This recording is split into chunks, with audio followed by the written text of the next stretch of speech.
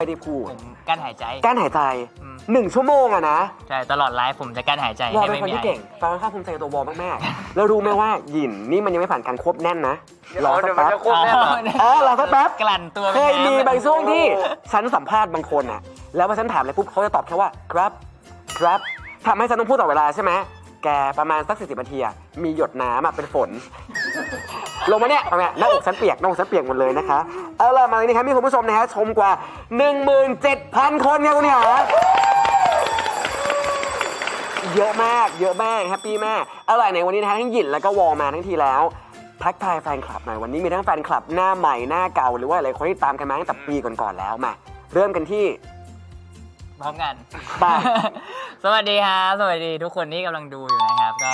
ทุกคนกำลังจะนอนหรือยังครับเรามาดูไลฟ์กันเพื่อส่งทุกคนเข้านอนดีกว่าครับผมก็สวัสดีทุกคนด้วยนะครับผมเราก็มาเจอกันเป็นปีแล้วปีแล้วกับปีนี้วันเดียวกันใช่ทุกคนกำลังจะนอนแล้วเหรอเขากำลังจะนอนแล้วเฮ้ยงั้นนอนเลยงั้นโอเคแล้วครับตอนนี้เรากำลังรบกวนเขาอยู่ใช่ไหมเราไปรบกวนเวลานอนเขาเราก็นอนเร็วไม่น้อยเร็วไม่ได้ถามว่าฉันมีความสุขไหมกับการนอนฉันชอบมากนะคะมีงานไหนไหมที่นอน1 ชั่วโมงก็ได้เงินนะคะฉันชอบมากนะคะเอาล่ะมาไหนวันนี้เราก็มาเป็นธีมแบบว่าฟิลแบบปาร์ตี้ชุดนอนคนที่สามารถปาร์ตี้ชุดนอนกันได้เนี่ยนอกจากที่จะเป็นเพื่อนสนิทกันมากๆแล้วต้องเป็นคนที่เขาเรียกว่าร่วมหัวลงด้วยกันอย่างรอบก่อนเนี่ยก็ถือซะว่าออกไปข้างนอกอาจจะเป็นพี่วอน้องหยินแต่กลับมาช้อปปี้คุณคือคู่สามีภรรยาของเราค่ะเพราะคุณมาแต่งงานกันที่นี่แล้วคุณก็เป็นดิฉันคือบาทหลวงที่เป็นยีราฟตอนนี้เป็นยีราฟเฮ้ยทำไมชีวิตฟาโรห์มานั่งสารฟังใช่ก็อาจจะเป็นเพราะว่าพอช่วงบาทหลวงใช่ไหมแล้วมันมีคนที่แบบว่าอยู่บ้านไม่ค่อยได้ไปทำความผิดอะไรเยอะเลยมีคนมาสารภาพบาปแล้วรู้สึกว่างๆอยู่กับธรรมชาติเลยกลายเป็นยีราฟเฮ้ยมันสามารถด้วยมันสามารถนี่เราสามารถทำได้เพราะงั้นแล้วนี่ถือซะว่าเราเนี่ยทำหน้าที่บาทหลวงที่มาเยี่ยมชมครอบครัวนี้ละกันที่อุตส่าห์มาแบบเขาเรียกว่าแต่งงานในช้อปปี้นะเอาอย่างนี้ถ้าสมมุติว่าเอาชีวิตจริงก่อนคุณ2 คนเรียกกันและกันหรือแทนตัวเองกันเองว่ายังไงกันบ้างโหมันแล้วแต่จังหวะตอนนั้นเลยแบบบางทีก็พี่อย่างนี้แหละแบบบางทีก็มึงอะเข้าใจมึงเหมือนตอนที่ถ่ายซีรีส์เวลาอยู่กันเฉยๆปกติไม่มีกล้องจับหญิงก็เรียกฟ้าว่าพี่ฟ้าครับแต่พอหญิงเริ่มทำสมาธิแล้วฟ้าวุ่นวายทำให้เขาตลกเขาเรียกว่ามึงไอพี่ฟ้านะคะก็จะเป็นฟีลอย่างนี้นะคะแล้ววอแทนตัวเองว่ายังไงกันบ้างเวลาคุยกับหญิงผมอาจจะไม่ชอบแทนตัวเองแบบจะชอบพูดประโยคไปเลยจะเป็นคนที่แบบจะแทนตัวเองว่ายังไงดีวะแล้วพอแทนไปมันจะเขินๆเข้าใจพี่อะไรเงี้ยมันก็ไม่ใช่ผมก็ดูเขินห่างวอก็ดูน่ารักเกินไปเลยไม่แทนเลยแล้วกันไม่แทนมันไม่แทนแบบว่ามันจะมีตัวอย่างประโยคปะที่สมมุติว่าง่วงหรือยังวอง่วงนอนแล้วหยินง่วงหรือยังวอง่วงแล้วเราจะพูดว่ายังไงบางทีผมก็พูดว่าหยินแบบหยินง่วงยังนี่ง่วงละอะไรเงี้ยนี่จะเป็นฟิลนี่งั้นแสดงว่าหญิงต้องเป็นคนต้องทำงานหาเงินให้เยอะมากๆเลยเพราะเป็นคนที่ติดหนี้ตลอดเวลานะมันเหนื่อยไหมกับการเล่นมุกไปเรื่อยเนาะชอบมากจริงๆนะคุณขาเอาล่ะวันนี้ค่ะมาไลฟ์กับทั้งที่มาไลฟ์กับช้อปปี้ทั้งทีนะครับวันนี้เรามีกติการะหว่างไลฟ์กันนิดนึงนะก็คือว่าตลอดไลฟ์วันนี้เนี่ยปกติแล้วทั้งคู่จะไม่ได้มีการแทนตัวเองหรือว่าแทนอีกฝั่งหนึ่งขนาดนั้นแต่วันนี้ฟ้าจะให้ทั้ง2 คนเนี่ยเวลาที่พูดถึงตัวเองหรือพูดถึงอีกฝั่งหนึ่งจะต้องแทนคำด้วยประโยคหรือว่าคำพูดของฟ้าอาจจะดูขัดหน่อยแต่ว่าโดนใจดิฉันแล้วก็แฟนคลับคุณอย่างแน่นอนคุณขาอย่างแรกเลยในชีวิตจริงเนี่ยวอจะมีความเป็นพี่เพราะงั้นแล้วให้วอแทนตัวเองว่าพี่ทุกครั้งนะแทนตัวเองว่าพี่ทุกครั้งแล้วเวลาจะเรียกหยินเนี่ยให้เรียกว่าเต้านอนหยินแค่ตัวอย่างว่าเต้านอนหยินง่วงยังครับพี่ง่วงแล้วครับอย่างนี้เต้านอนหยินเต้านอนส่วนหยินแทนตัวเองว่าหยินปกติเลยสบายแทนว่าหยินปกติแต่เรียกเขาว่าพี่รักเฮ้ยก็ฉันช่วยไงฉันให้เพราะงั้นแล้วตัวเองไม่ต้องบีบดิ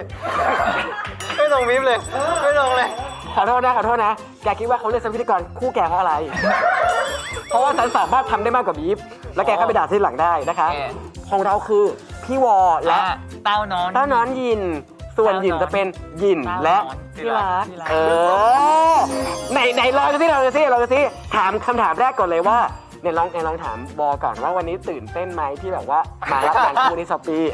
ลองยกตัวอย่างประโยคสิ วันนี้ตื่นเต้นไหมที่มาไลฟ์ช้อปปี้เหรอแล้วต้องเรียกว่าที่รัก ต้องพูดว่าอะไร ที่รัก มองหน้าเขาสิ โอ อย่า เค มองหน้าฉันถ้าเป็นแค่ยีราฟประกับฉาก ไอ้มันก็เขินอยู่นะ มีความ มันก็มีความสนุกเลยสั่นสนุกเลยตรงนู้นน่ะดุ๊กดิ๊กโอเค สมมุติว่า5 4 3 2 วันนี้ที่รักตื่นเต้นไหมเรามาไลฟ์ช้อปปี้กัน อะไรครับ แล้วเราตอบกลับไปบอกว่าพี่ไม่ตื่นเต้นเลยตอนนั้นยิน พี่ไม่ตื่นเต้นเลยเต้านอนยิน เอาตรงป่ะอันนี้คือซีรีส์อะตีมาเสือกอะไรตอนนี้คือตีมานั่งอยู่ปลายเตียงนั่งเป็นเจ้ากรรมนายเวรเขาทั้งสองคนนะเพราะฉะนั้นวันนี้นะฮะคุณผู้ชมขาใครก็ตามที่เป็นแฟนคลับหรือว่าไม่ใช่แฟนคลับเป็นชาวช้อปปี้นะช่วยฝากจับผิดกันด้วยเหมือนเกมห้ามชี้นิ้วอะถ้าสมมติว่าวันนี้ใครก็ตามที่หลุดออกไปนะฮะทั้งสองคนต้องมีบทลงโทษกันนิดนึงบทลงโทษจะเป็นอะไรก็ต้องรอติดตามท้ายคลิปนะคะเอาล่ะวันนี้นะเราอยู่กับแคมเปญ12.2ทั้งทีนะฮะก็ต้องมีรางวัลฟินๆให้กับแฟนๆด้วยนะวันนี้นะฮะของรางวัลของเราบอกเลยว่าแจกหนักจริงๆเพราะว่ามันคือ Shopee Boxปกติแล้วเนี่ยมา1ครั้งเนี่ยจะมีการแจกส่วนจะเป็นแบบพวกรูปโพลารอยด์พร้อมกับลายเซ็นใช่ไหมแต่รอบนี้ไม่ใช่คุณขาใครก็ตามที่อยากได้ของรางวัลสุดพิเศษกลับไปนะคะบอกเลยว่าวันนี้ Shopee ค่ะมีการแจก Shopee Box ค่ะของยินวอจำนวน1รางวัลในการซึ่งใน Shopee Box เนี่ยนะจะมีนะฮะอย่างแรกเลยคือรูปโพลารอยด์พร้อมกับลายเซ็น2รูปนะฮะซึ่งลายเซ็นจะเป็นลายเซ็นของฟ้าแล้วก็รูปเป็นรูปหน้าของทีมงาน โอเค เอาไปทำไมรูปของทั้งสองคนนี้นะคะแล้วก็มีตุ๊กตาด้วยเป็นตุ๊กตาอัดเสียงสุดน่ารักจะเป็นเสียงทั้งสองคนแล้วอัดไปซึ่งความเก๋คือมือนึงเนี่ยกดเพื่อฟังเสียงอีกมือนึงเป็นการอัดพอคุณผู้ชมได้ไปปุ๊บไปกดฟังอัดเสียงใหม่ ก็หายไป ก็คือเสียงหยินหายไปเลยนะคะก็คือจบนะคะแล้วก็มีเสื้อยืดจาก Shopee พร้อมกับลายเซ็นทั้งสองท่านด้วยนะคะกติกาง่ายมากค่ะเพียงแค่คุณนะแคปโมเมนต์โดนใจจากไลฟ์นี้ไม่ว่าจะเป็นวิดีโอก็ได้หรือเป็นภาพนิ่งก็ได้นะครับพร้อมกับลง Twitter แล้วก็บอกเหตุผลว่าทำไมถึงอยากได้นะคะติดแฮชแท็กค่ะ Shopee Live X ยินวอแฮชแท็ก Shopee Box X ยินวอแล้วก็แฮชแท็ก Shopee Live TS 1212ค่ะต้องใส่ให้ครบทั้ง3แฮชแท็กนะเดี๋ยวขึ้นหน้าจอตอนนี้เรียบร้อยแล้วนะคะแล้วก็ใครก็ตามที่หวีโดนใจแอดมินมากที่สุดนะคะรับไปเลยค่ะ Shopee Box จากยินวอนะจ๊ะแล้วก็อย่าลืมนะให้ตั้งค่าเป็นสาธารณะด้วยเพราะบางคนเนี่ยโพสต์แบบส่วนตัวก็ไปหาซื้อตุ๊กตากันเอาเองนะคะแล้วก็หาซื้อเสื้อผ้าเอาเองนะคะเพราะว่าไม่มีให้นะคะเราจะมีการประกาศผลนะคะในวันที่ 14 ธันวาคมนี้ทาง Twitter ของ Shopee TX นั่นเองนะจ๊ะยังไงฝากด้วยวันนี้หยินวอแล้วก็ฟาโรอยากขึ้นรถไฟเหลือเกินเราอยากขึ้นเทรนกันเหลือเกินนะคุณครับงั้นแล้วใครก็ตามที่ส่งเคราะห์ได้ช่วยพาเรา3คนขึ้นรถไฟหน่อยค่ะซึ่งหยินวอขึ้นรถไฟไปไหนไปพักผ่อนแต่ฟาโรขึ้นไปทำไมขายไก่ย่างค่ะเอาล่ะมาวันนี้เรามากันในธีมชุดนอนงั้นปาถามก่อนแล้วกันนี่เป็นข้อมูลส่วนบุคคลละจะตอบก็ได้หรือไม่ตอบก็ไม่ได้นะครับเพราะว่ารายการจะไปตอบไม่ได้ โอเค พี่ขอร้องจริงๆนะครับปกติถามก่อนแต่ละคนจะมีวิธีการนอนที่ใส่ชุดนอนต่างออกไปบางคนใส่ชุดนอนเต็มยศบางคนเสื้อกล้ามเป็นเกงขาสั้นบางคนใส่สูทนอนก็มีเหมือนกันแล้วแต่ฟาเวลาเมาไปออกงานมาแล้วกลับมาก็คือใส่สูทเลยนอนเลยก็คือตื่นมาก็คือพร้อมไลฟ์นะคะงั้นถามก่อนแล้วกันถามพี่วอก่อนละกันวอจ๋าปกติแล้ววอเนี่ยใส่ชุดอะไรนอน ผมมันไม่มีชุดนอนเลยนะไม่มีชุดนอนเลยน่าจะเป็นเสื้อยืดกางเกงแล้วก็กางเกงผมอะไม่ใช่ใส่แค่แบบใส่สบายหรือว่าอะไรเป็นกางเกงขาสั้นอะไรก็ได้ ที่เป็นแบบกางเกงขาสั้นแบบใส่ไปเที่ยวอะได้หมดเลยแต่แบบแปลกมากแบบมีซิปมีอะไรอะใส่ขาแข็งๆก็ได้ใช่แต่ขอแค่เป็นกางเกงขาสั้นพอเพราะจะขายยาปุ๊บมันรู้สึกมันรำคาญหนออย่างเงี้ยแต่ขาสั้นกระเป๋าเยอะๆมีผ้าแข็งๆมีซิปมีอะไรได้หมดเลยได้จริงเหรอแล้วด้านบนต้องเป็นแบบเสื้อกล้ามหรือเสื้อยืดธรรมดาก็ได้หรืออะไรก็ได้ไม่ใส่เสื้อกล้ามแบบใส่เสื้อยืดรู้สึกว่าใส่เสื้อกล้ามแล้วมันนอนไม่สบายไม่รู้เพราะอะไรมันน่าจะแบบตรงนี้มันหนาวอ่ะเราชอบแบบเป็นคนไม่ชอบอากาศหนาวชอบความอบอุ่นแล้วของยินล่ะคะของผมก็จริงๆก็ได้หมดไม่มีชุดนอนเหมือนกันเป็นคนที่ใส่กางเกงขายาวก็ได้บางทีอะ กางเกงอะไรก็ได้เลย เหมือนกันได้หมดเลย ได้หมดเลย ใช่แต่ว่า แล้วเคยมี ช่วงเนี้ยไม่รู้เป็นไรตื่นมาทุกเช้าเลย ไม่ใส่เสื้อผ้า ไม่ตื่นนอนแถวไหนปกตินอนแถวไหน นอนอยู่บ้านเอาเหรอ แบบโคตรไปจะเล่นมุกจะเล่น ไม่มุกอยากรู้ว่านอนแถวไหนเพราะว่าอันตรายนะอยู่ตื่นมาแล้วไม่มีอะไรเหลือเลยอ่ะ มันแบบน่าจะร้อนมั้งแล้วมันแบบมันไปเองกลางดึกอะน่าจะแบบบึ๊บแล้วก็ จริงเหรอ ตื่นมาไม่ใส่อีกแล้ว ไม่แล้วอย่างเงี้ยเราถามหน่อยปกติแล้วสองคนเนี้ยก็ต้องนอนกองเดียวกัน ไปไหนมาไหนด้วยกัน แล้วเคยมีเหตุการณ์ไหมที่เราเกิดร้อนกลางดึกไม่รู้ตัวแล้วแบบวอตื่นขึ้นมาแล้วแบบเฮ้ยอะไรกันครับเนี่ยเฮ้ย อะไรกันครับเนี่ย เคยมีไหม ยังไม่เคยเจอเหตุการณ์นั้นมาก่อน แสดงว่าเรายังมีสติที่ว่าถ้าอยู่กับ อยู่ แบบ คนเดียว คนอื่นก็จะแบบไม่อยู่คนเดียวก็จะแบบโอ๊ยมันร้อนเหลือเกินมันนู่นนี่นั่นเหลือเกินเลย ว่า ใช่ไหมหรือเป็นไปได้ไหมที่เราโดนขโมยขึ้นบ้าน อ๋อแล้วเอาเสื้อผ้าไปด้วยเหร แล้ว อ เอาเสื้อผ้าไปอย่างเดียวเป็นไป ก็ ได้ จะ ไหม ทำแบบนั้นไปเพื่ออะไร ซึ่งตอนนี้กล้องวงจรปิดติดแล้วนะถ้าขโมยคือหน้าของเล็กดาวิกานะคะเพราะว่าเขาเปลี่ยนเป็นเล็กยามวิกาแล้วค่ะตอนนี้จะเป็นของกลางคืนนะคะเป็นขาอ่ะเพราะฉะนั้นสองคนนี้เนี่ยอย่างที่บอกนะ ไม่มีชุดแต่ข้อเสียของหญิงคนนึงคือนอนคนเดียวเมื่อไหร่มักจะตื่นมาไม่เหลืออะไรบนร่างกาย ไม่เหลือเลยร้อ อั น นตรายนะคุณอันตรายนะคุณขางั้นเอางี้ต่อไปอันนี้เนี่ยพูดเฉยๆอาจจะไม่เห็นภาพ ถามก่อนว่าปกติแล้วเป็นคนที่มันมี2 อย่าง คุณเป็นคนติดผ้าห่มกับหมอนข้างใครเป็นคนแบบไหนบ้างมีใครติดหมอนข้างบ้าง ติดหมอนข้างมีใครติดผ้าห่มไหม ผมมาติดว่าผม คุณรู้ไหมว่าเขาบอกว่าคนที่ติดหมอนข้าง แปลว่าเป็นคนที่ชอบกอดคนอื่น ชอบให้ความอบอุ่นคนอื่น แต่คนที่ชอบห่มผ้าห่มแปลว่าเป็นคนที่แบบชอบคนอื่นมากอดเรามาให้เราอุ่นกับเรางั้นแปลว่าคุณ2 คนเป็นคนที่ perfect match กันมากเลยนะคุณติดผ้าห่มนี่ติดหมอนข้าง คุณชอบโดนกอดคุณชอบกอดคุณช่วยมีอารมณ์กับฉันหน่อยเพราะว่าตอนนี้ฉันเห็นภาพไปไกลมากแล้ว ผมจะหนาวไม่ได้เลย อาจจะแค่หนาวเฉยๆไม่ได้หรอ อาจจะ งั้นเอางี้ถ้าเมื่อกี้มีชุดนอนตัวโปรดไปแล้ว ฮะ ถ้าประจำในการนอนหลับของแต่ละคนนอนกันบ้างบางคนนอนหงายบางคนนอนคว่ำบางคนสอดมือไว้ใต้หมอนนอนตะแคงของเราเป็นยังไง อุ้ยเป็นไงวะ มันมองไม่เห็นงั้นลองสมมุติว่าบนเตียงแล้วทำท่าให้ดูหน่อยได้ไหม ได้ โอเคเอาแบบไม่มีหมอนข้างก่อนเอาแบบไม่มีหมอนข้างก่อน เฮ้ยแต่จริงๆเวลาไม่มีหมอนข้างผมก็จะใช้ผ้าห่มแทนหมอนข้าง งั้นสมมุติว่าไม่มีผ้าห่มแล้วมีหมอนข้างวอเป็นนักแสดงที่เก่งมากไหนวอลองเล่นเป็นหมอนข้างให้ปาดูหน่อย สมมุติว่าสมมติว่าเป็นหมอนข้างให้ปาหน่อยนี่คือหมอนข้างซึ่งหมอนข้างใบนี้ไม่มีขายในช้อปปี้นะคะไม่มีนะคะถ้าจะไปบ้านที่พี่หญิงคนนี้เท่านั้นนะคะ มันจะเป็นหมอนข้างที่ยากมากเลยนะ ยังไง คือเวลากอดหมอนข้างมันจะต้องเอาขึ้นมากอดทั้งตัวแล้วมัน ก็ หนัก ขึ้นมากอดทั้งตัวเลย มันหนักเลยอะ โอ้ยสมมติว่าหมอนข้างตกลงไป หมอนข้างตกแล้ว เราจะนอนยังไง สมมุติไปสิ แล้วผมก็ต้องไปนอน เราเป็นหมอนข้างระวังรองเท้าผมก็ต้องเป็นคนนอนไก่นอนอย่างเงี้ยหรอ ใช่ผมชอบนอนแบบเอาแขนแบบออกมาอย่างเงี้ย นี่หยินนอนอย่างนี้ได้นะ ถ้าพี่เล็กนอนอย่างนี้ไม่ได้เลยนะ ทำไมอะ อุ้ยมีญาติโยมแห่กันมาลดให้หมดเลยนะเอาแขนออกมาข้างนึงนะครับพี่เล็กเป็นคนชอบนอนแบบนี้ ถ้าสมมติมีหมอนข้างคือไว้บนตัวเลยปะ ก็จะแบบกอดแต่ถ้าเกิดร้อนก็โยนออก ก็โยนออกไปเหมือนกัน พร้อมเสื้อผ้า พร้อมเสื้อผ้าแล้วอย่างพี่วอล่ะคะพี่วอปกติแล้วนอนท่าไหนอะไรยังไง ผมต้องมีผ้าห่มตลอด มีผ้าห่มตลอด ใช่ สมมติว่ามีผ้าห่ม แล้วเป็นคนที่คำนวณมาแล้วว่าเรา แป๊ ต้ บ อง นึง ห่ นะ มยังไง ไม่คิดแทนตัวเองว่าอะไรนะคะ ฮะ ไม่คิดแทนตัวเองว่า เฮ้ อะไร ย พี่ ไม่ใช่ โอ้ย ขนาดส่งแล้วนะว่าพี่วอล่ะคะเป็นยังไงบ้างก็ยังจะผมอยู่โอเคมาสมมติว่ามีผ้าห่มยังไงต่อ นี่พี่จะนอนนี้เลย คือแขนเราต้องเข้าไปข้างในผ้าห่ม เข้าใจ แต่ว่าก็จะมีขาออกมาเพื่อรับความเย็น ให้มันรู้สึกว่าเดี๋ยวมันร้อนเกินไป ไอ้แบบเนี้ยร้อนเกินไปละ รอแล้ว แต่ได้แบบเนี้ย เรา โอคพอ เรา ดี วัยเด็กไม่รู้สึกว่าเหมือนจะมี มีผี ประจำในวัยเด็กอะ แต่ตอนเนี้ยแบบ ก็มี รู้แล้ว มืออันนี้ก็ร้อนเกิน เปิดกัน เปิดหมดคือหนาว ใช่อันเนี้ยหนาวไปละต้อง ต้องมีข้างหนึ่งเหรอ่ะ แค่นี้ ต้องมีข้างหนึ่ง เย็นขึ้นเยอะเลยนะ เย็นขึ้นเยอะเลยนะรู้สึกดีจริงๆนะ แต่ถ้าเกิดวันนั้นแบบแอร์ร้อนก็ แล้วก็เย็นเลยเหรอ เย็นเลย แล้วเย็นเลยเหรอก็เป็นคนอยู่ง่ายเหมือนกันเป็นคนอยู่ง่ายกินง่ายนะคะชอบมากเอาจริงๆภาพตอนนี้เหมือนหรือป่ะเหมือนฟีลบอกว่าเมียทำงานหนักมากอะแล้วผัวมานั่งนวดเท้าให้ตอนแบบก่อนจะนอนแกเข้าใจป่ะ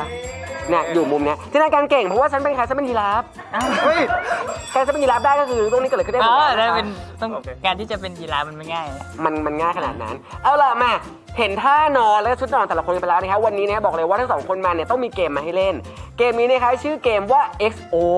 ปกติแล้วเนี่ย XO เนี่ยมักจะเป็นเกมในรูปแบบที่ว่าเรามานั่ง O กัน X กันใครครบ3ก่อนชนะใช่ไหมแต่รอบนี้ไม่ใช่ค่ะ O ของเราเนี่ยจะมีความหมายว่าถูกต้องหรือว่าใช่ส่วน X นี่คือความหมายว่าไม่ถูกต้องหรือว่าไม่ใช่เพราะงั้นแล้วเนี่ยฟาจะมีคำถามยกตัวอย่างเช่นฟาโรห์สวยหรือไม่ถ้าสมมุติว่าหยินคิดว่าใช่ให้ไปที่ O ถ้าหยินคิดว่าไม่ใช่ให้ไปที่ X ทันทีที่ฟายกตัวนี้เนี่ยขึ้นปุ๊บนั่นหมายความว่าถ้าคุณใจตรงกันจริงๆคุณจะได้เห็นหน้าของคุณรักใกล้ๆแต่ถ้าคุณใจไม่ตรงกันก็จะห่างออกไป2ช่วงตึกก็คือเราไปยืนตรงแยกอโศกให้พี่หน่อยนะคะน้ำตาจะไหลนะคะเอาล่ะมามีคนบอกว่าพี่ฟ้าชงเก่งมากๆนะคะแน่นอนสิคะถ้าเกิดไม่ชงเขาก็ไม่ให้ฉันมาทำงานพิธีกรหรอกค่ะสมมติทั้งสองคนต้องไม่ให้เห็นเลยนะว่าอยู่บริเวณมุมไหนกันนะคะ ทีนี้แต่ก็เห็นจากจอ ก็อย่าโกงสิ สรรหาเนาะ สรรหาจุดที่จะโกงให้ได้นะคะเอาล่ะมาขอแล้วปิดจอยได้ไหมคะขอแล้วปิดจอยหน่อยเพราะว่าจากที่รู้จักวอมาวอทำทุกอย่างได้จริงๆค่ะแล้วก็ห้ามขยับตัวแรงแค่ยื่นหน้าไปเฉยๆโอเคนะคะมาทีนี้สิ่งที่จะต้องทำต่อไปคือเราจะต้องเบี่ยงตัวเนื่องจากว่ามีตากล้องมุมใกล้แล้วบังอะไรบังสคริปต์หมดเลยค่ะโอเคงั้นพร้อมคำถามข้อที่1นะคะคำถามข้อที่1ถามว่าทั้งสองคนเนี่ยเราเคยนอนหนุนตักคนตรงข้ามใช่หรือไม่ถ้าใช่ไปที่ O เขียวๆค่ะถ้าไม่ใช่ไปที่ X แดงๆค่ะพร้อมยังใกล้ๆนะถ้าพร้อมแล้ว3 2 1 3เขาดมแมสกันเขาดมแมสแล้วถ้าเกิดมันไม่ใช่อ่ะมันคือต่าง ก็จะอยู่คนละ คนหนึ่งโกหกเหรอไม่ใช่ก็แปลว่าต่างฝ่ายต่างเคยเหมือนกันไงแค่นั้นเองเอาจริงคำถามไม่เกี่ยวอะไรเลยแค่อยากให้มีโมเมนต์อย่างเงี้ยให้เขาแคปจริงเนี่ยนั่งคุยกันแล้วทำหน้าใกล้ๆให้ปาก็ได้นะปาจะไม่ต้องทำงานต่องั้นเอาเลยไหมเริ่มเลยไหมให้มันง่ายๆ ค่อยมานั่งเอาหน่อยมาต่อไปนะคะถามก่อนว่าพี่วอเนี่ยชอบให้กอดจากข้างหน้าหรือว่าชอบให้กอดจากข้างหน้ามากกว่าชอบให้กอดจากด้านหลังใช่หรือไม่เดี๋ยวนะเข้าใจไหมอย่างตอนซีรีส์อย่างเงี้ยสมมติว่าแกกำลังทำกับข้าวอยู่แล้วมีพี่วีเดินเข้ามาแล้วกอดจากข้างหลังแล้วบอกว่ามาร์คทำอะไรเหรอครับหรือว่าพี่ผมไม่ไหวว่ะจะดึงกอดจากข้างหน้าแกชอบกอดจากข้างหน้ามากกว่าข้างหลังใช่หรือไม่ส่วนเราก็ทายใจเขาคิดว่าเขาอะชอบกอดข้างหน้ากว่าข้างหลังใช่หรือไม่เขาชอบโดนเหรอหรือว่าเขาจะเป็นคนไปก่อนเขายากไปไหมเริ่มงงแล้วเนี่ยเริ่มงงใช่ไหมแกคิดว่าเขาอะชอบให้กอดจากข้างหน้าหรือว่าชอบให้กอดจากข้างหลังมากกว่ากันกอดข้างหน้าอย่างนั้นเฮ้ยอย่างนี้อย่างนี้1 บวก 1จะเท่าไหร่ถ้าเกิด2ก็ตอบว่าไปถ้า2ก็ตอบ O ถ้า3ตอบ X ไปง่ายกว่าไหมลาเล่นค่ะมาวอชอบกอดข้างหน้ากว่าข้างหลังใช่หรือไม่แล้วหญิงคิดว่าเขาชอบกอดข้างหน้าหรือข้างหลังมากกว่ากันถ้าคิดว่าข้างหน้ามากกว่าใช่แค่อันนี้ถ้าคิดว่าข้างหลังมากกว่าคืออันนู้นนะถ้าพร้อมแล้ว3 2 1ว้ายตรงกันอีกแล้วเฮ้ยใครตรงกันทำไมถึงคิดแบบนี้เพลงนี้มาอีกแล้วอะคิมิโนโตะตาตุงตวงตาตุงคนละเพลงเหรอคะก็เข้าใจผิดนะคะขอโทษทีทำไมถึงชอบจักกอดข้างหน้ากว่าข้างหลังผมรู้สึกว่ากอดข้างหน้ามันหายใจไม่ออกมันอยู่ใกล้ๆแล้วแบบมันแย่งออกซิเจนกันเข้าใจแล้วบางทีในกองก็มีพวกส้มตำด้วยเนาะมันก็จะเหนื่อยนิดนึงนะคะต่อไปค่ะมาคนที่นั่งอยู่ตรงข้ามชอบนอนถีบผ้าห่มใช่หรือไม่ไปต่างจังหวัดด้วยกันบ่อยๆแบบนี้มั่นใจว่าต้องรู้จักกันดีอย่างแน่นอนพี่บอคิดว่าไงครับพี่หยินมีคำตอบแล้วโอเคและข้อนี้นะคะทั้ง2คนคิดไม่ตรงกันค่ะแสดงว่าหยินชอบถีบผ้าห่มเพราะหยินเป็นคนขี้ร้อนถูกไหมผมรู้สึกว่าเขาจะดึงมาแบบดึงมาเฉยแต่ไม่ห่มเข้าใจเหมือนแบบเพื่ออะไรเข้าใจเหมือนอีพร้อม เวลาพอเราดึงผ้าห่มไม่ดึงไปห่มนะดึงไปเกาะข้างๆตัวเองหรือว่าไว้กายใช่นั่นคืออีพร้อมนะคะแล้วพูดถึงมันทำไมวะโอเคต่อไปนะคะข้อที่4ค่ะเราเนี่ยเคยงอนคนที่นั่งตรงข้ามใช่หรือไม่ไม่ว่าจะงอนเรื่องงานหรือเรื่องอะไรก็แล้วแต่นะเคยงอนคนที่นั่งตรงข้ามหรือเปล่าถ้าใช่ดิถ้าเกิดว่าเคยงอนเป็นตัว O ถ้าเกิดว่าไม่เคยงอนเป็นตัว X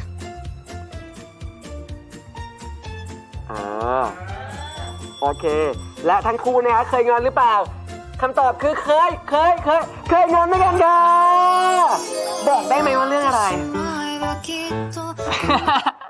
สังเกตเพลงนี้มากจริงๆสังเกตมากเลยว่าแล้วเปิดไม่ตรงจังหวะเลยประเด็นเคยงอนกันเรื่องอะไรบ้างครับบอกได้ไหม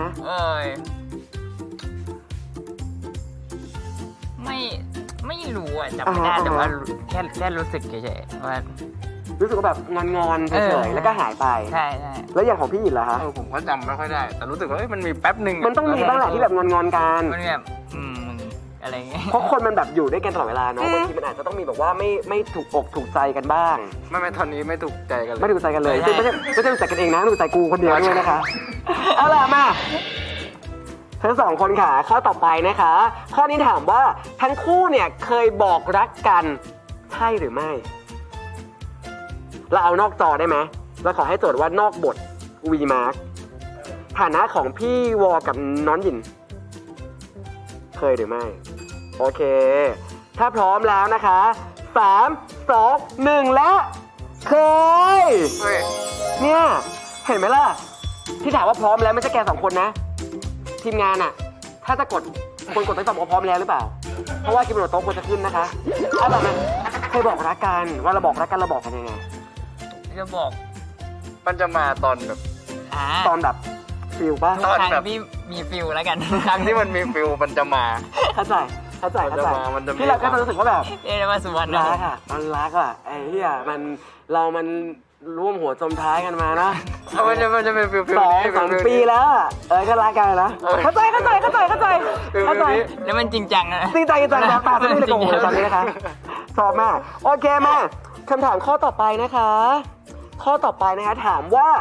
วันเกิดฉันปีนี้ขอมีคนที่นั่งอยู่ตรงข้ามอยู่ด้วยไอ้วันเกิดฉันปีนี้เนี่ยจะมีคนตรงข้ามอยู่ในนั้นด้วยหรือเปล่าถ้าคิดว่าใช่ O ถ้าคิดไม่ใช่ X ค่ะมาคิดว่ามีนะถ้าคิดว่ามาดูซิว่าคิดตรงกันหรือเปล่า3 2 1นี่มีอยู่แล้วพ่อ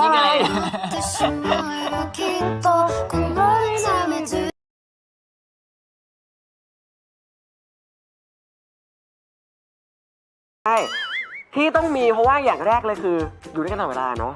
แล้วก็ทำงานด้วยกันถามกับว่าวันเกิดปีก่อนๆหน้านี้ที่ผ่านมามีวันเกิดแบบอยู่ด้วยกันทุกปีไหมปี2 ปีที่ผ่านมาเนี่ยอยู่ตั้งแต่ทำงานมานะอยู่เพราะว่าบางทีก็ต้องทำงานด้วยกันใช่อะไรแบบนี้ส่วนมากงานจะมาในรูปแบบของวันเกิดเข้าใจยิ่งวันเกิดยิ่งต้องงานคู่ใช่เป็นของขวัญให้กันนะคะเดี๋ยวนี้ก็คือเกม XO นั่นเองค่ะเอาล่ะมาเรากลับมาสู่การพูดคุยกันต่อดีกว่าครับคุณขาขออนุญาตนะคะเอาล่ะมาซึ่งตอนแรกเราบอกไปว่าเรามีการแจกตัวของเป็นแบบว่า Shopee Box ใช่ไหมเป็น Gift Box Set ใช่ไหมคะจากยินวอลไปนะคะไม่หมดนะในแคปเป็น2ของเรานะฮะยังมีการแจกคลิปอวยพรจากยินวอลด้วยค่ะรวมทั้งหมด12คลิป12รางวัลก็คือว่าอวยพรกันจนเป็นแผลร้อนในเลยนะคะทั้ง2คนนะคะถามเรื่อยๆนะคะชอบมากเพราะงั้นแล้วว่ากิจกรรมนี้ชื่อกิจกรรมว่ากดไวได้เลยค่ะใครก็ตามนะคะที่อยากจะได้คลิปที่แบบจัดหนักจัดเต็มขนาดนี้กติกาง่ายมากแค่คุณนะคลิกให้ไวกดให้เร็วค่ะก็จะมีสิทธิ์ได้รับรางวัลนะคะซึ่งเราเนี่ยจะมีการเปิดกิจกรรมนะกดไวได้เลยให้คุณเล่นได้หมด2รอบด้วยกันใครก็ตามที่กดได้เร็วที่สุดอันดับที่1ถึง6ของทั้ง2รอบรับไปเลยนะคะคลิปเสียงคนละ1รางวัลนั่นเองแต่ว่าใครก็ตามที่เคยได้รับรางวัลอัดคลิปเสียงไปแล้วนะคะของทั้งหมดตั้งแต่วันที่1ธันวาคมไม่ว่าจะเป็นของคู่ไหนหรืออะไรก็แล้วแต่คุณเนี่ยจะไม่สามารถรับสิทธิ์ของหยินวอได้เพราะเรารู้สึกว่าเราอยากจะสงวนไว้ให้หมูยอตัวจริงเท่านั้นค่ะ เพราะงั้นแล้วนะคะตอนนี้ใครก็ตามที่อยากได้นะคะเดี๋ยวทีมงานเนี่ยจะมีการบอกว่าเขาเรียกว่าให้สัญญาแล้วกันเนาะในการร่วมกิจกรรมนะคะแล้วก็ถ้าสมมติว่าขึ้นมาเสร็จปุ๊บเราจะมีการตรวจสอบนะคะว่าใครได้ซ้ำหรือเปล่าถ้าสมมติว่าใครได้ซ้ำนะคะทางเรานอกจากที่จะไม่ให้รางวัลกลับไปแล้วเราจะพยายามสืบหาที่อยู่ของท่านนะคะเพื่อจะทุบหลังท่านไม่ใช่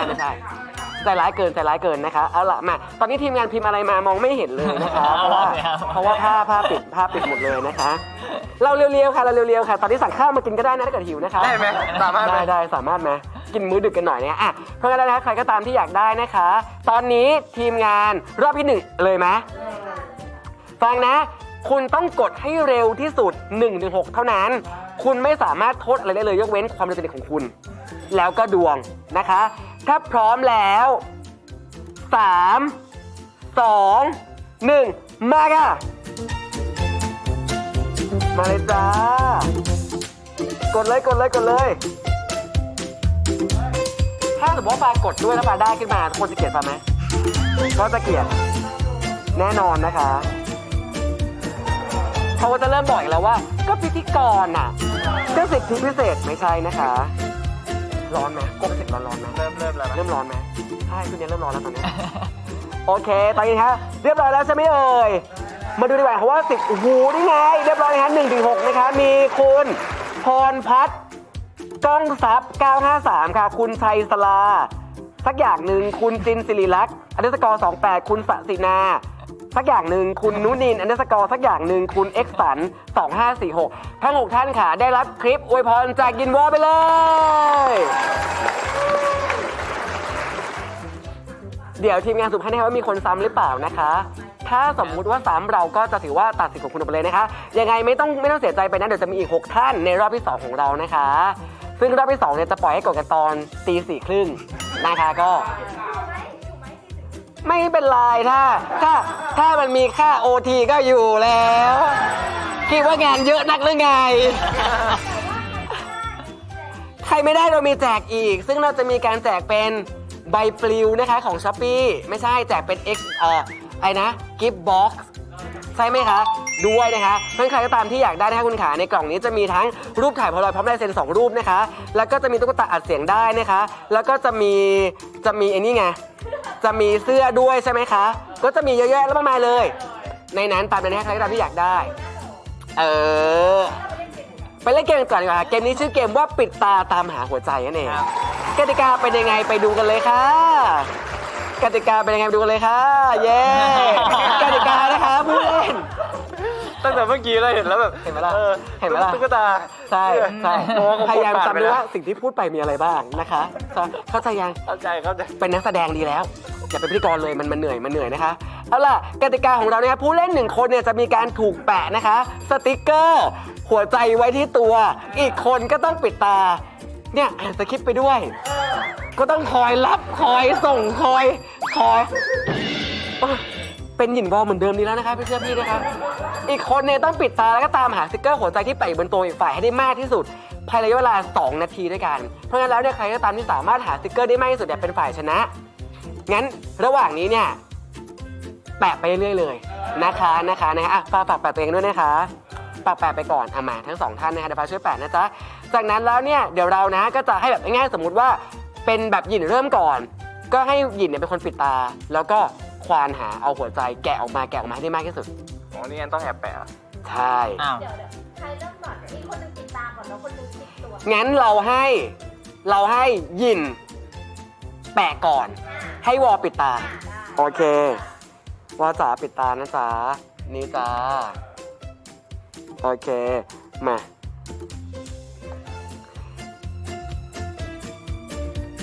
เป็ดตะตุ่มที่เป็นเป็ดตะตุ่มด้วยนะคะไม่ยุ่งได้ไหม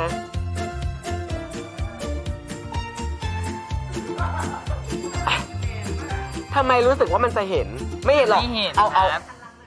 เห็นไหมไม่เห็นอ่ะก็ช่วยหลับตาแล้วกันเนาะช่วยหลับตาแล้วกันนะคะคิดซะว่าถ้าหลับตาได้มันก็จะทุกอย่างก็แฮปปี้นะคะเริ่มติดนะบ้าแล้วหยินจะติดตรงตะตุ่มเลยวอเขาจะก้มไปได้หรอน่าเกลียดเลยรู้ทันด้วยเหรอรู้ทันติดดวงใหญ่เนี่ยถ้าเกิดติดดวงเล็กเกินเดี๋ยวมันก็จะแบบ แป๊บนึงนะคะวิ่งนะคะ ทุกคนขาขออนุญาตติดก่อนนะคะตั้งประมาณเท่าไหร่ดีอะยืนได้ไหมยืนได้ไหมด้านหลงด้านหลังได้ไหมงั้นขอติดด้านข้างด้วยละกันนะคะ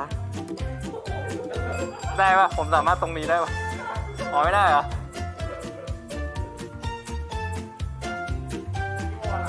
ต้องติดเยอะขนาดไหนอะไม่แล้ววอลหลับได้จริงนะวอลหลับได้จริงๆนะเขาพูดเลยเขาสามารถนะผู้ชายคนนี้พอแล้วอุ้ยแอบยากอยู่นะ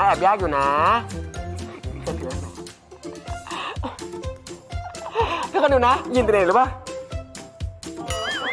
ยากมากเอาล่ะมาพี่วอจ๋าถ้าพี่วอพร้อมแล้วนะคะเดี๋ยวพาไปช่วยพี่วอมา2 นาทีนะคะพี่วอหันไปอันนี้ มันมีติดข้างในปะหรือว่าไง ข้างในไหนในตัวเหรอ แบบในตัว ในตัวไม่มีอยู่นี่นี่นะอยู่นี่นะถ้าพร้อมแล้วจับเวลานะคะ3 2 1เริ่มค่ะมาจัดกันอุ้ยทำไมถึงรู้ว่าทำไมถึงรู้ว่า ไม่ได้มองเลย จะเล่นเลย เนี่ยมันพยายามขัดขวางอ่ะอย่าขัดขวางนี่ ยังไง อืม คุณแล้วเต็มไม้เต็มมือหมดแล้วอ่ะแล้วดูหมั่นเคี้ยวเลยนะไปถึงไหนแล้วระวังว่าได้ไหมแกต้องเอามือลูบๆไปเรื่อยๆหรือเปล่าให้มันดูแบบตรงไหนมันแบบนั่นไงเห็นไหมอุ้ยตัวบอลได้เยอะมากนะตอนนี้1 นาที 17 วิแล้วนะคะอ๋อไม่ใช่50 วิแล้วนะคะจะได้หมดหรือเปล่าเนี่ยไล่ไปเรื่อย เฮ้ยเมื่อกี้เห็นได้ยินเสียงแกะอะไร ไม่ได้แกะเสียงไปแค่เสียงในแค่ทางกระดุมเขาขาด ย้ายที่หรือเปล่าย้ายที่ปะเนี่ย คือตอนนี้พูดตรงนะไม่เหมือนคู่จิ้นเหมือนตมตกคนเข้าเมือง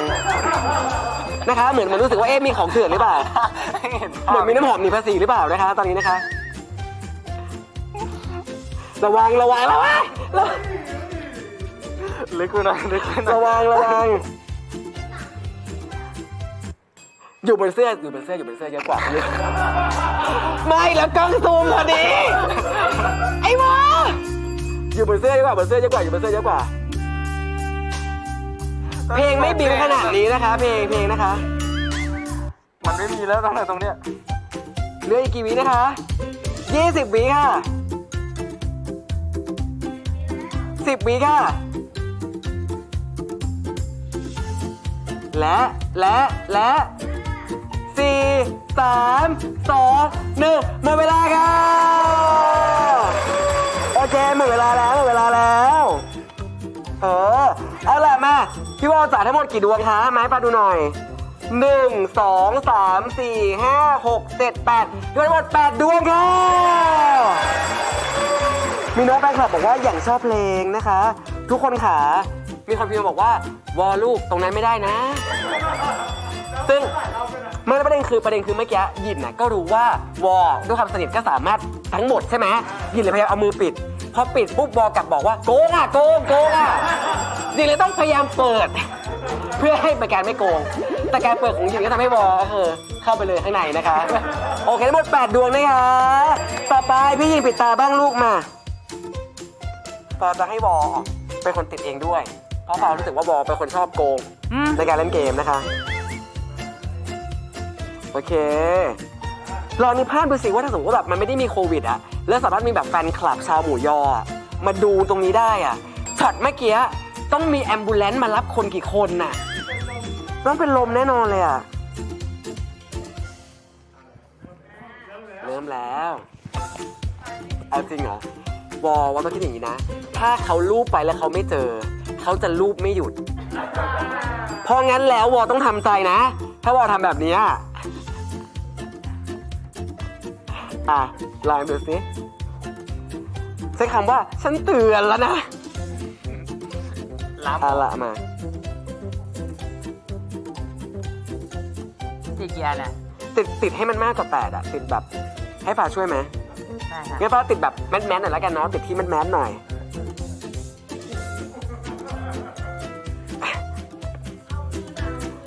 เอาจริงๆป่ะพอเผลอถ่ายงานเสร็จอะกลับไปอะก็คือไปเจอตามรักแร้ตัวเองนะเพราะว่าหยินมองไม่เห็นนะคะ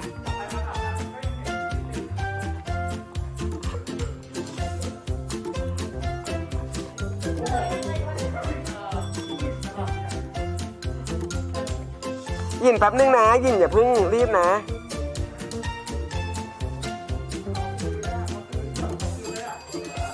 เอาตรงป่ะเอาตรงนี้ป่ะตอนนี้ไม่เหมือนแกล้งเขาเหมือนแกล้งตัวเองจริงๆตอนนี้เราเลิกโทษเละเทะไปหมดแล้วนะคะเอาอะไรมาเพราะว่าพอแล้วโอเคอันนี้บอกเลยว่าถ้าพี่หยินรู้จักนิสัยพี่วอดีจับทางถูกปุ๊บได้หมดเลยโอเควัดใจนะพี่หยินจ๋ามาขออนุญาตค่ะ นี่ง่ายไป เอาหรออุ้ยมีง่ายไปแกะทิ้งด้วยนะคะพร้อมมาเอาล่ะหันหน้าไปนะ ถ้าพร้อมแล้วจับเวลา2 นาทีนะคะ3 2 1เริ่มค่ะมา เฮ้ย เห็นไหมล่ะ นี่มันได้แล้ว1 อัน โหน่ารักมากเลยหยินนั่งหลับแล้วเนี่ยพี่วอดื้อมากความพอนวในรถพยาบาลนะคะแสบมากแสบสุดเลย รู้สึกอยู่เฮ้ย3 อันแล้วนะเว้ย สามมานะ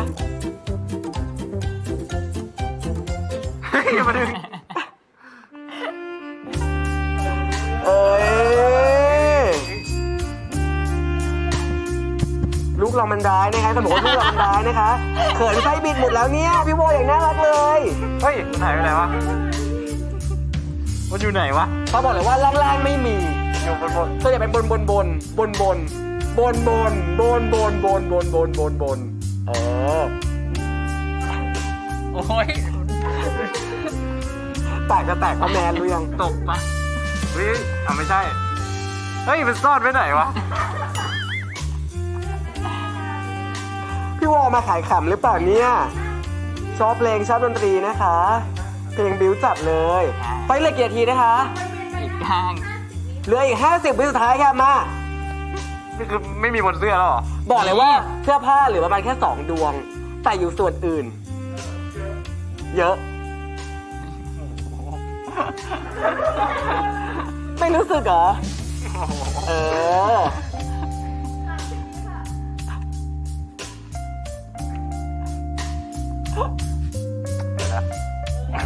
เอาแล้วใกล้แล้ว เร็วอย่าแพ้นะอย่าแพ้นะ เฮ้ยมันหาไม่เจอแล้วอะ วอบอกเป็นของว่าวอหนุ่มจ้อสุดๆแอบกอดเป็นเนี่ยรักช้อปปี้มากอย่างชอบเพลงเลยเพลงคือบิวไม่ไหวนะคะ7 6 5 4 3 2 1หมดเวลาค่ะทั้งหมดเท่าไหร่เอ่ยอุ้ยเยอะอยู่นะ1 2 3 4 5 6 7 ดวงค่ะแพ้ไปแค่ดวงเดียวเองอ่ะแต่เอาจริงๆมีชาวหมูยอบอกว่าอันเนี้ยไม่ใช่เป็นแผนหลอกล่อของวอนะแต่เป็นแผนแบบว่าให้หยินมาแต่งตั้งตัวมากขึ้นของวอต่างหากมันเกินเหตุแล้วคุณขาเพราะฉะนั้นบอกเลยว่าวอได้ไป8 ชิ้นนะฮะส่วนหยินได้ไป7เพราะงั้นแล้ววอเป็นผู้ชนะในเกมนี้ค่ะเพราะงั้นแล้วเนี่ยไหนก็เป็นผู้ชนะแล้วคุณขาคนชนะมีสิทธิ์สั่งให้คนที่แพ้เนี่ยทำอะไรก็ได้1 อย่างอะไรก็ได้เลย นี่งานยากเลย ใช่ค่ะโทษนะครับป้าขออนุญาตอย่างหนึ่งได้ไหมเอ่ยกระดาษทิชชู่ เพราะว่าตอนนี้เหมือนมีน้ำพุพารากอนบริเวณปาก ควบแน่นแล้วเหรอ มันควบแน่นแล้วค่ะ ก็คือไม่ไหวแล้วค่ะ สไลด์มาได้ค่ะปุ้มสรุปข้างใน ไม่มี และสิ่งนี้ทีมงานที่ฉันคือทิชชู่เท่านี้ค่ะ ก็ยังมีอยู่โอเคขอโทษนะคะฟิวได้ค่ะมางั้นระหว่างนี้นะคะทีมงานขาพร้อมหรือยังเอ่ยกิจกรรมที่ป้าบอกไปนะคะนั่นคือการมีคลิปอวยพรทั้งหมด12 คลิปด้วยกัน2 รางวัลซึ่งตอนแรกเนี่ยมีการแจกไปแล้ว6 คลิปกับ6 ผู้โชคดีรอบแรกใครก็ตามที่ไม่ทันรอบนี้ขอให้ทันนะคะส่วนใครก็ตามที่ได้รอบที่แล้วไปแล้วหรือว่าได้จากกิจกรรมอื่นๆในวันอื่นไม่เรียบร้อยแล้วเนี่ยขออนุญาตสงวนสิทธิ์กับคนที่ยังไม่เคยได้สักคลิปเลยนะคะเอาล่ะมาพร้อมไหมเอ่ยถ้าพร้อมแล้ว3 2 1ขึ้นมาค่ะ6 คนแรกเท่านั้นให้ได้ไปนะจ๊ะ6 คนแรกมาเลยพี่วอคิดได้ไหนไม่บอกว่าน้องวอมันหมีไม่ไหวแล้ว ขำมากชอบมากเลยค่ะ เอาแบบนั่งหายใจ5 ที นั่งเฉยๆ5 นาทีเหรอ เฮ้ยมันธรรมดาเกันไหมบ้าง เฉยๆเหรอ นั่งหายใจ เอาเป็นนั่งเฉยๆดีกว่าห้า จริงเหรอ ห้า แบบห้ามขยับ ห้ามขยับ ห้ามขยับ นับใหม่ ถ้าขยับเริ่มนับใหม่นะ มันมีความหงุดหงิดอ่ะมันรู้สึกสมาธิสั้นอ่ะ ใช่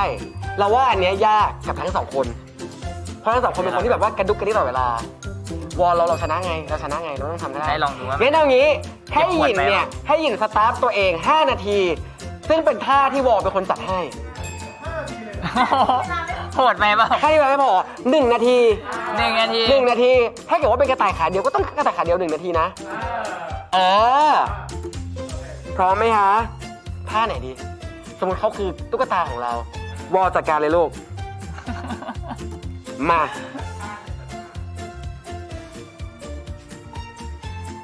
จัดท่าได้ด้วยอ่ะ จัดท่าด้วย ได้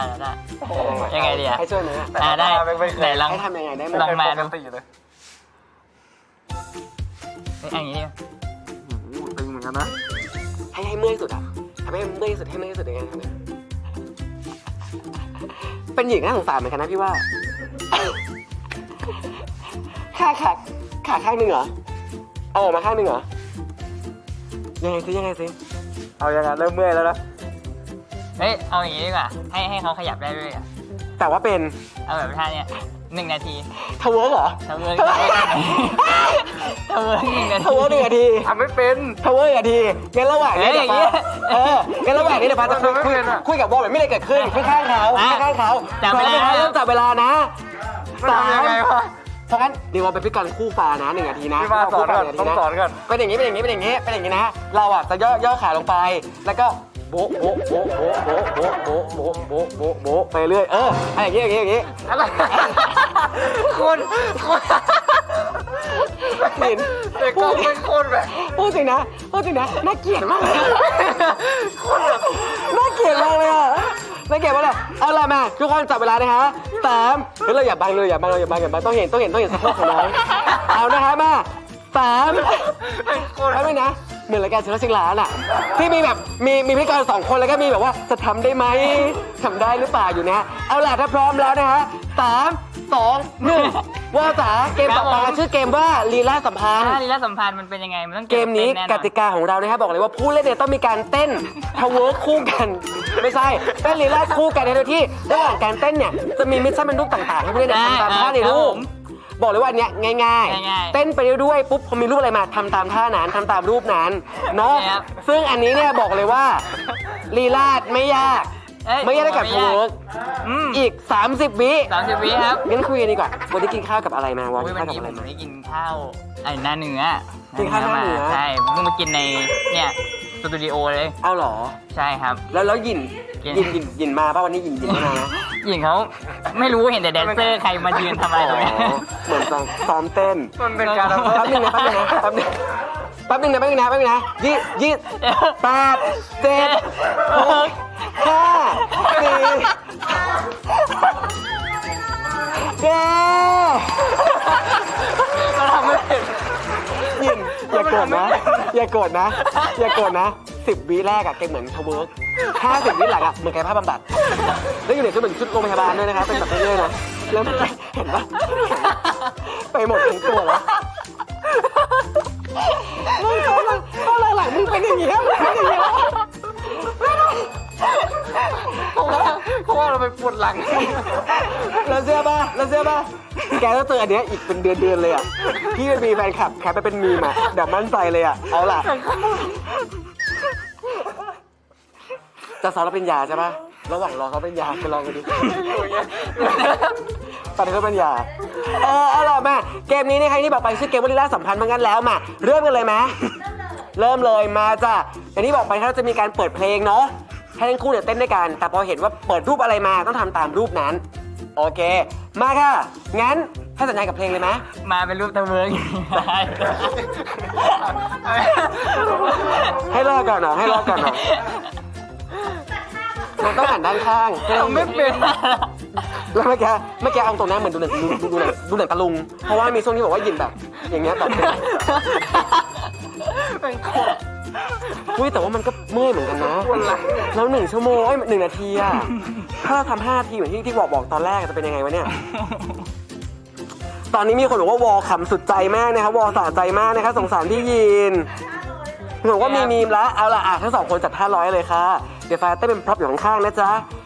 เอาล่ะมาพร้อมไหมถ้าพร้อมแล้วเพลงมาต้องเต้นลีลาดอ่ะไปยินดีพูดตรงนะเราไม่ได้มาสายเต้นจริงๆด้วยเอาป่ะภาพป่ะเพราะงั้นแล้วภาพกันเมื่อไหร่ทำตามภาพนะจ๊ะภาพแรกท่าที่ 1ค่ะท่านี้วิ่งยังไงอะ คอผมเป็นอย่างนั้นได้ไง ยังไงอะ ต้องมือขวามาโดนกับมือซ้ายมือขวาจับกับมือซ้ายใช่อย่างนี้ไปแล้วก็เต้นท่าที่ 2พร้อมไหมคะ อย่าลืมแคปไว้นะจ๊ะอย่าลืมแคปไว้นะจ๊ะ เจ็บขาต้องแบบนี้ป่ะ ท่าที่ 2มาค่ะว้ายคือแบบอย่างนี้กายป่ะ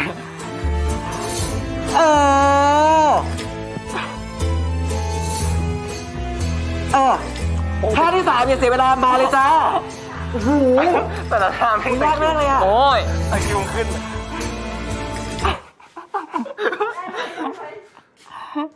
ไม่ชอบท่าเลยไม่ชอบท่าเลยโอเคเพลงมาอีกรอบนึงค้างไว้แล้วค่ะมาแล้วที่บอกให้ค้างไว้ก่อนนะคือน้องเขานะคะค้างไว้ท่าที่ 4มาค่ะนี่ท่านี้คือการที่ต้องเอ็นบนขาเขาอย่างนี้เอ็นบนขาเขาอย่างนี้เข้าใจไหมเอ็นไปอย่างนี้พ่อไปอย่างนี้เอ็นไปเลยอย่างนี้โอเคมาท่าต่อไปท่าที่ 5ค่ะโอ้ยอะไรเนี่ย เอาดิแล้วมันคือผมนี่หว่าใช่มันคือแกมันก็บอกให้เขามาโอ้โห หันหน้าไปเลย มันคือแก ไม่ขานี้มาเอาตรงนั้นทีมงานเกลียดอะไรยินหรือเปล่าวะทำไมจะให้เราแต่ละอย่างอะเอาล่ะมาทุกคนค่ะท่าต่อไปท่าที่ 6ค่ะโอ้โหทำได้ไหมอะมันอยู่ที่ความเชื่อใจ กันมันอยู่ที่ความเชื่อใจกัน ทุกคนจริงๆนะติดตามชมกลรักกวางเจาไว้นะคะเพราะว่าปีหน้าน้อง2 คนปาขึ้นมาค่ะหมดยังยังมีอีกเหรอเดี๋ยวนะท่าที่ 8เขาไม่ขี่คอเลยเหรอคะท่าที่ 7คือว้ายยินโอ้ยแล้วยิน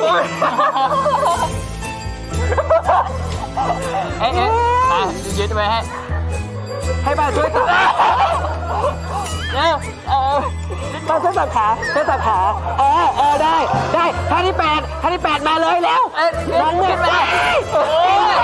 แปดขี่คอยสิด้วยโอ้ยเป็นยังไงวะเดี๋ยวป้าช่วยดันขาเราลงมาแบบนี้เดี๋ยวลงได้แล้วท่า9แล้วหมดแล้วเหรอเหนื่อยว่ะอุ้ยอันนี้ขึ้นไปนั่งบนขาเลยเหรอท่าที่ 9อ่ะนั่งบนขายินต้องเป็นอย่างงี้โถในบอกให้แม่มาขออ่ะ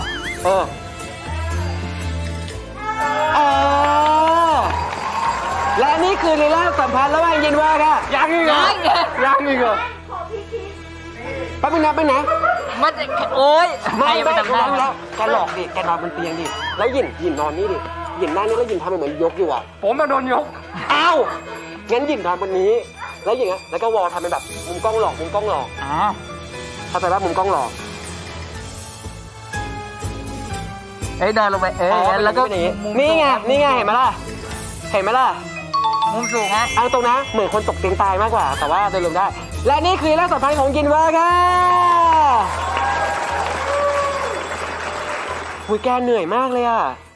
ทำไมเกมคือตอนนี้น้องงดรับงานเดือนนึงนะ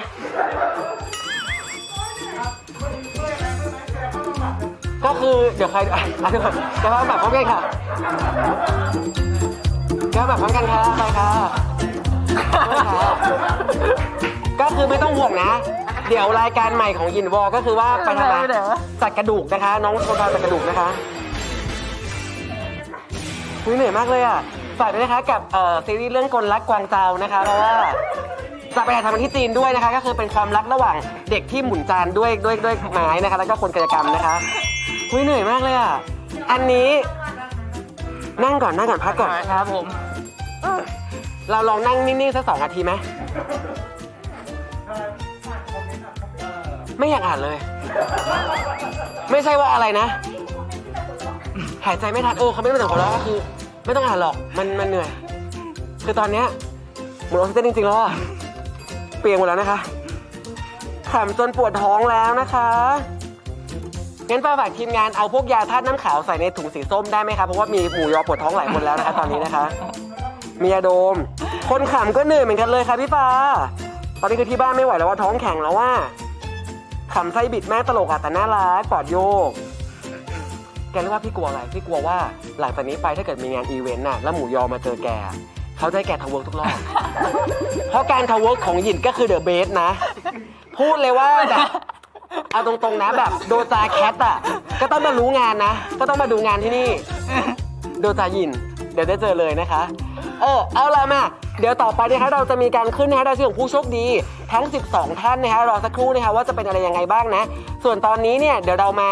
พูดคุยกันก่อนละกันเนาะเป็นการรอเวลาให้ทีมงานนะคะมาสามารถแบบว่าอะไรนะคะบาร์พร้อมแล้วเหรอโอเคถ้าเกิดบาร์พร้อมแล้วนะคะงั้นขึ้นไปเลยจ้านี่คือรายชื่อนะคะของทั้ง12ท่านที่ผู้โชคดีจากกิจกรรมกดไวได้เลยนะคะของ12 Shopee Live Marathon นั่นเองนะคะก็อย่าลืมนะจะต้องรายงานตัวนะคะโดยการแคปหน้าจอประกาศผลนี้แล้วก็หน้าโปรไฟล์ของตนเองพร้อมกับชื่อนามสกุลที่อยู่และเบอร์โทรศัพท์นะคะส่งมาที่ giveaway@shopee.co.th นะคะภายในวันที่ 12 ธันวาคมเวลา 4 ทุ่มตรงนี้นะถือว่าสละสิทธิ์นะคะเขาเรียกว่าใช้เครื่องสุดท้ายให้เป็นประโยชน์นะคะจากนี้ไปก็คือตายเลยแล้วรู้อะไรไหมพออันนี้เสร็จปุ๊บฟ้าต้องเข้าต่อเลยใช่ปะจริงเหรออีกชั่วโมงนึงอีก1 ชั่วโมงแล้วไม่ได้มีแขกรับเชิญนะทำเองค่ะเอาเลยค่ะเอาล่ะมาเป็นยังไงบ้างรอบที่แล้วเนี่ยมากันแบบซอฟต์ๆรอบที่แล้วมากันแบบว่าเหมือนพิธีการแต่งงานที่เราสร้างขึ้นมาใน Shopee แต่รอบนี้ดูเหมือนจะซอฟต์นะตอนแรกดูเหมือนกับว่ามาปาร์ตี้ชุดนองเฉยๆแต่ใครจะคิดว่าเหงื่อแตกขนาดนี้ใครจะคิดว่าเป็นมาความรู้สึกวันนี้ที่มา Shopee อีก1 ครั้งครบรอบ1 ปีพอดีเลยก็เหมือนเป็นแบบสนุกเฮ้ยเขาก็ยังเอาเราแล้วเป็นเกียรติรู้สึกเป็นเกียรติครับปีหน้าก็ต้องมาปีหน้าต้องในวันนี้ไม่ต้องรอปีหน้ามาทุกเดือนดีกว่าเฮ้ยจริงมันเดือนดีกว่าเพราะว่าถ้าแก2 คนมาเขาจะไม่พิธีกรคนอื่นเพราะว่าพูดตรงเลยว่างานก็ไม่ได้เยอะอย่างที่คิดนะคะอย่าคิดว่าเป็นให้เป็นอย่างนั้นนะคะแล้วก็สำคัญคือพรุ่งนี้วันนี้เนี่ยเสร็จงานก็ดึกแล้วพรุ่งนี้เห็นว่าหยินต้องแบบไปซ้อมรับปริญญาด้วยใช่ไหมจะไหวไหมนั่นเลยใช่ไหมไม่แล้วคือผมต้องไม่ถึงกี่โมงวะตี 5 ตี 5 ตี 3แต่งหน้าปะไม่แต่งไม่แต่งซ้อมเฉยใช่เราไปเขาส่งมาที่บ้านได้ไหมให้เราเหนื่อยใช่ไหมแบบเราขี้เกียจแล้วเราไม่ไหวแล้วหรือว่าพอจะเป็นไปได้ไหมไม่เราหน้าจริงจังมากเลยหน้าจริงจังมากนะเอาล่ะไหนก็พรุ่งนี้เนี่ยเขาเรียกว่าจะเป็นวันที่ภาคภูมิใจของตัวหยินเองแล้วก็ครอบครัวของหยินด้วยเพราะฉะนั้นแล้วอยากให้พี่วอหนึ่งในแบบเขาเรียกว่าพี่ชายที่อยู่ด้วยกันมาตลอดอวยพรหรือว่ายินดีกับน้องหน่อยที่น้องรับปริญญาเรียบร้อยแล้วก็ดีใจด้วยต้องใช้คำว่าเต้านอนหยินโอ้โหดีใจใช่โอ้ยขอบคุณมากพี่ดีใจกับเต้าน้องหยินด้วยนะครับที่สำเร็จการศึกษาแล้วสำเร็จการศึกษาก็เป็นน่าจะเป็นสิ่งโมเมนต์หนึ่งที่สำคัญในชีวิตเลยแหละว่าเราได้ผ่านหลักสูตรการเรียนจริงๆเราเรียนมาตั้งเด็กๆแล้วอันนี้คือแบบว่าของจริงละจบมาแล้วคือชีวิตจริงทำงานจริงๆแบบไม่ต้องมีใครคอยแบบว่าในแบบแผนนี้ต้องไปเรียนต้องไปอะไรแล้วอันนี้ชีวิตเรากำหนดเองได้ก็ขอให้น้องหยินใช้ชีวิตแบบมีสติแล้วก็ขอให้ประสบความสำเร็จในอนาคตต่อไปนะฮะและนี่คือวอค่ะเอาล่ะให้บอกเลยครับว่าสิ่งหนึ่งที่หยินเนี่ยกังวลไม่ใช่เรื่องของการซ้อมปริญญาแล้วแต่เราดูนะคะว่าทีมนักแสดงจะแต่งตัวยังไงไปนะคะบอกเลยว่าฉันจะไม่ยอมใส่เสื้อผ้าธรรมดาไปแน่นอนนะคะหยินเจอเขาแน่นอนค่ะเอาล่ะมาเพราะนะครับวันนี้เนี่ยก็ถือว่าเป็นแบบวันเกิดของ Shopee ด้วยเมื่อกี้วอแบบอวยพรหยินไปแล้วงั้นหยินจ๋าอวยพร Shopee หน่อยเป็นวันเกิดของ Shopee ทั้งที ก็นั่นแหละครับขอให้ช้อปปี้อยู่เป็นแบบว่าแอปคู่ใจชาวทั่วโลกเลยกันนะที่ไหนใช้อะไรเงี้ยขอให้เป็นแบบว่าอันดับหนึ่งเรื่อยๆแล้วก็แบบให้มีโปรโมชั่นดีๆน่าสนใจเข้ามาเรื่อยๆเลยครับแบบว่าแล้วก็จัดแคมเปญสนุกๆให้หลายๆคนได้มารับชมแล้วก็จัดกิจกรรมต่างๆ ให้หลายๆคนด้วยเยอะๆนะครับผม ใช่ค่ะแล้วก็สุดท้ายแล้วนะครับสำหรับชาวหมูยอแล้วก็ชาวช้อปปี้ได้บอกเลยว่าขนาดตอนนี้เนี่ย4 ทุ่มกว่านะแต่ยังมีคนดูถึง 15,000 คนคุณขาเพราะงั้นนะขอบคุณหน่อยแล้วแฟนคลับวันนี้อุตส่าห์มาแบบว่าอยู่ดูแลกันแล้วก็สำคัญคือฝากผลงานด้วยเลย ก็ฝากถึงทุกคนที่ดูอยู่แล้วกันนะครับก็ทำไมไม่นอน อุ๊ย หลอกแซวเล่นก็นั่นแหละหวังว่าจะได้รับความสนุกสนานแล้วก็ได้รับโปรโมชั่นดีๆจากอันนี้เนาะแล้วก็อะไรมีของรางวัลด้วย มีของรางวัล ยินดีกับสำหรับคนที่ได้ของรางวัลด้วย นี่ทุกคนหลับไปเนี่ยละเมอทะเบิก ละเมออยู่ ในฝันก็ทำเว้ย ละเมอทะเบิก ละเมอทะเบิก ละเมอทะเบิกเอาเป็นว่าอย่างที่บอกไปนะก็ผลงานละผลงานฝากกันหน่อย ก็ แต่ละ ฝา ค ก นช่องYouTube อะไรยังไงกันบ้าง เฮ้ยผมมีช่อง YouTube เลยครับ เออ ฝากสับสไครด้วยแต่ยังไม่มีคอนเทนต์อะไรเราดูเร็วๆนี้แหละครับ ได้ไม่ค่ะคอนเทนต์แรกช่องวอลคือสอนหยินทเวิร์กค่ะ ครับ น่าสนใจนะ